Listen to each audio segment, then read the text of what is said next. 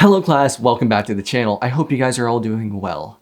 In today's video, I'm going to be talking about the foundations of the analytical mind and introduce the 6-step unconscious approach to approaching a passage. In the previous video, we discussed how in order to improve our critical thinking skills, we need to improve our writing skills or understanding of written pieces of information and how authors deliver information. So I'm gonna structure this video by introducing the 6 steps, and then we're gonna do a practice passage together, and I'm gonna give you some homework, which I would like you to answer in the comments down below, and then I'll cover it in the video next time. Let's get started. Step number 1, read each sentence for comprehension. Ask yourself, do I understand this sentence? What exactly are we understanding? As we move along in this course, we're going to be building our knowledge of writing, logic, rhetoric, and grammar to kind of improve our ability to comprehend the author's work using the mind of an editor.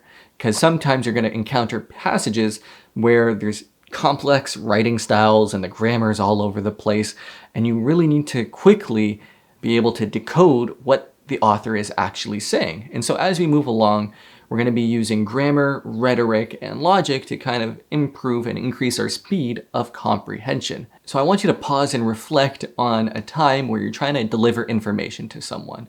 And you think about what you used and what words you used and the importance of each word that you used to deliver the information in order to have someone comprehend it. For example, when I say, the weather is chilly, I'm talking about the weather. Nothing else, just the weather. And I wanted to describe that it was chilly. But chilly is a subjective term. I thought it was chilly. Maybe the other person didn't think that it was chilly.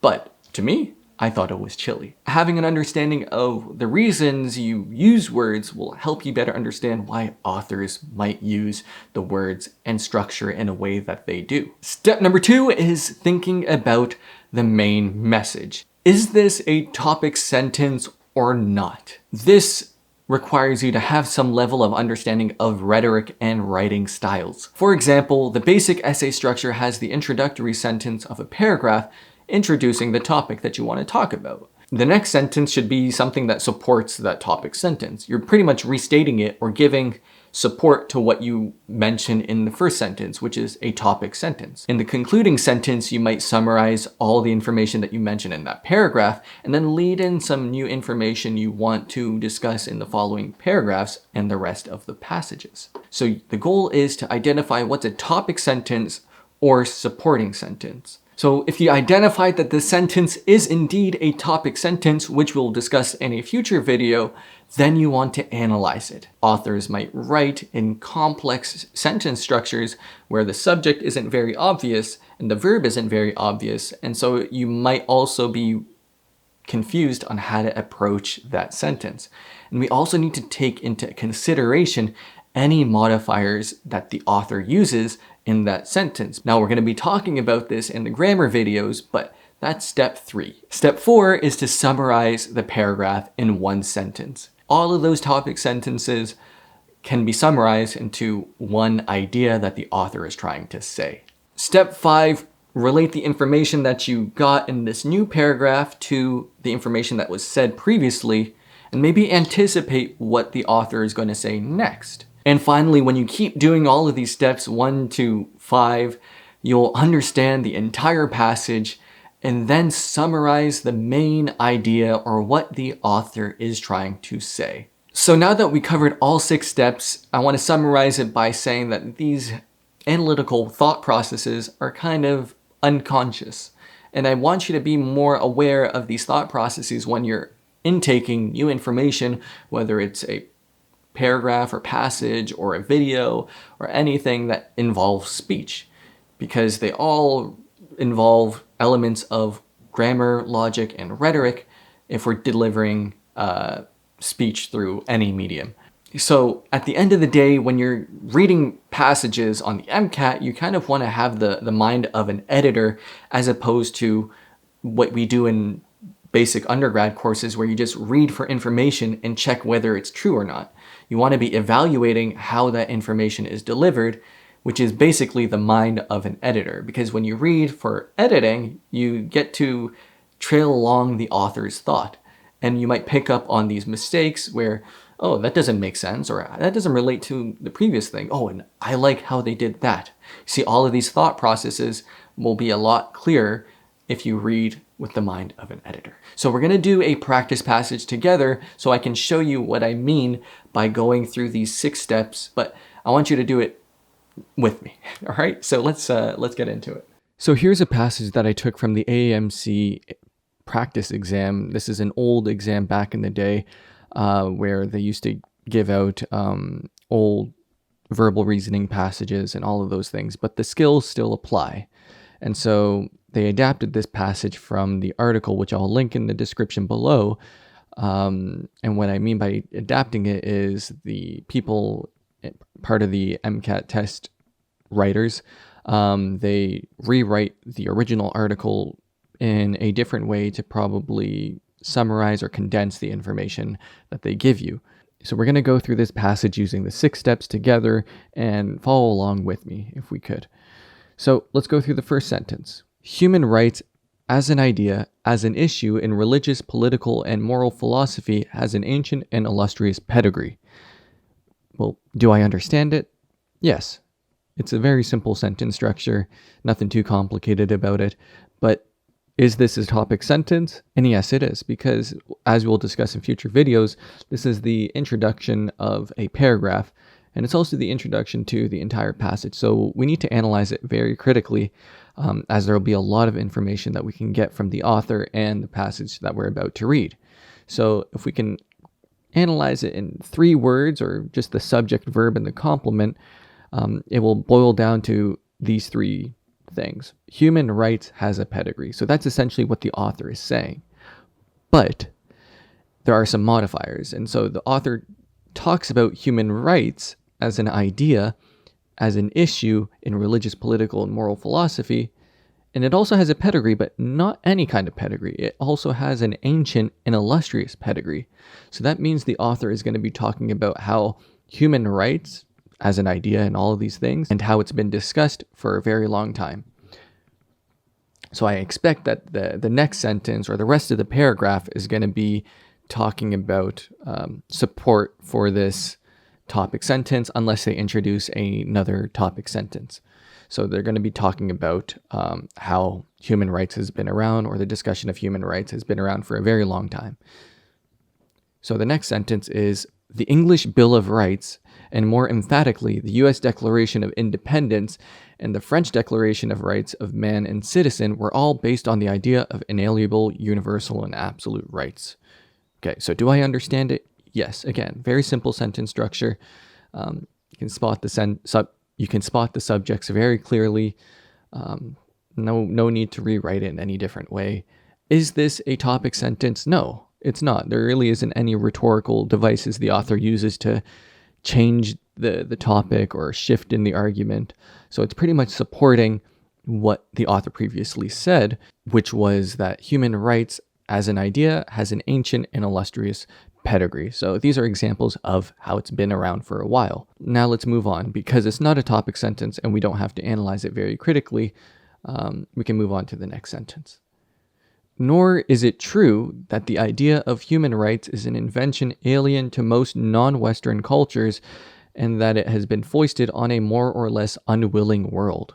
Well, first off, this sentence is just really poorly written, and not a fan of it, because there's the nor is it true. It's a confusing shift in discussion.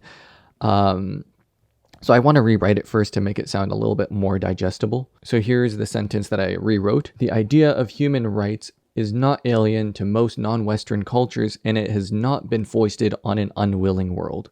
So again, it's still supporting the topic sentence that is running through this whole paragraph, that it's been around for a while. And it's also expanding the idea that it's been around and not alien to non-Western cultures, because the previous examples were documents that were from Western cultures. So non-Western cultures know about human rights. And the fact that people have been willing to adopt human rights as a concept as well, because it's not been foisted on an unwilling world. So it's still support. Again, I know I might be going too deep into this and it's taking a lot of time, but I want to just voice my reasoning out. And obviously on the test, you'll do these skills a lot faster and it'll be a lot more automatic once you practice them slowly and have more reasoning behind them. So since it's still a supporting sentence, we want to move on to the next sentence. Even if there were no explicit covenants to that effect in traditional societies in Asia, Africa, and Latin America, the idea of freedom was hardly alien to those civilizations. All right, so this sentence, again, is also poorly written. There's a main clause and a dependent clause or subordinate clause.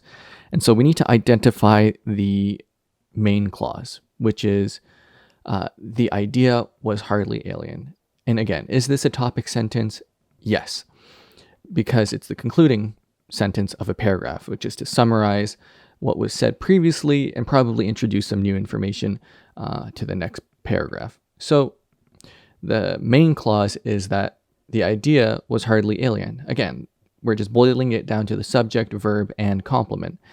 We're going to be discussing this further in some grammar videos, but for now, we just need to know that the idea was hardly alien.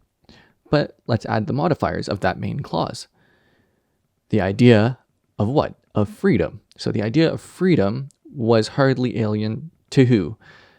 Non-Western cultures. Again, we already knew that, but this is a topic sentence. So the author wants to emphasize that this concept was not alien to non-Western cultures. Again, there's also a subordinate clause that we need to talk about, which is even if there were no explicit covenants.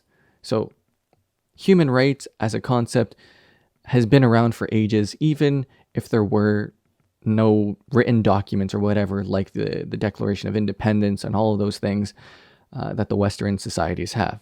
Let's move on to step 5, which is the summary of the paragraph. The concept of human rights has been around for ages in Western and non-Western societies with or without explicit documentation. That's pretty much what the paragraph is talking about. However, let's move on to step 5, which is to summarize and anticipate what might the author talk about. And again, the author talks about human rights as an idea and as an issue. So maybe they might talk more about the idea of human rights, how it evolved, and the issue surrounding it, because that wasn't really clear in that paragraph. So the main idea, which is a work in progress until we read the entire paragraph, which is a work in progress until we read the entire passage, at the moment, I'm not too sure. There's too little information to tell, but there's probably going to be something about human rights and freedom in civilizations. So I know that took a lot longer than you would probably take on an MCAT passage, but even though we went through one paragraph, and yes, it was a very complicated paragraph, the authors wrote it in a complex writing structure. Some of it was just like disjointed, it felt. And I compared it with the original article, and the authors on the MCAT definitely wrote it terribly. But we did our best to understand what the author was trying to say. Even though there were some complex sentence structures, we were able to use our understanding of grammar, rhetoric, and some, well, not really logic at the moment, but grammar and rhetoric to kind of decode what the author is actually saying, as opposed to what we think the author is saying. In summary, I want you guys to apply these 6 steps in the future to any passage and as homework, and leave a comment down below if you want to have your answer, but we'll cover it in the next video. I'm going to leave a passage at the end of the video so that you can do it on your own and go through these 6 steps by yourself, and let me know what you think the author is trying to say with that one paragraph, and we'll go through the answers in the upcoming video. Anyway, I hope you guys are doing well, stay happy, healthy, and all of that. Enjoy your summers, even though this video is going to be on the internet forever, but enjoy your time and take chances, make mistakes, and put the L in learning. And I'll see you next time. Bye. So here's the homework passage that I want you guys to do, and we're going to be taking it up in the next video.